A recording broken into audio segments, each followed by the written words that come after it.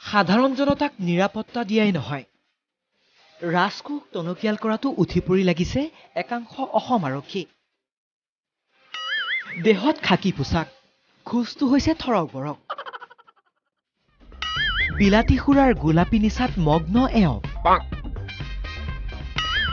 বেলি ডুবালৈ এওঁ নৰলেই, পুৱাৰ বেলি ওলোৱালৈহে যেন অপেক্ষা কৰিছিল এওঁ। ব্ৰহ্মপুৱাতেই এটুপি গিলি ওলাই আহিল জনহিতাৰ্থে সেৱা কৰিবলৈ। পিছে সেৱানো কি কৰিব, ক'ত উঠি কলৈ আহিছে তেওঁ নিজেই নাজানে।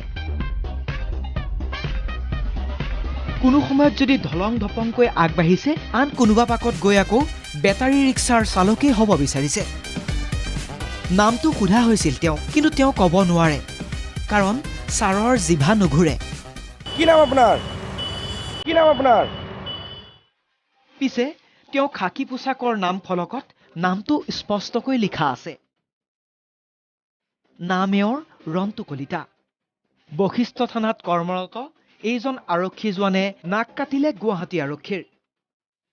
সৌ-সিদিনা আৰক্ষী সঞ্চালক প্ৰধান জি.পি. সিঙে ফিটনেছৰ কথা কৈছিলহে, কিন্তু এইজন আৰক্ষী জোৱানে পুৱাতে এটুপি গিলি শৰীৰ চৰ্চাৰ নমুনা দাঙি ধৰিলে।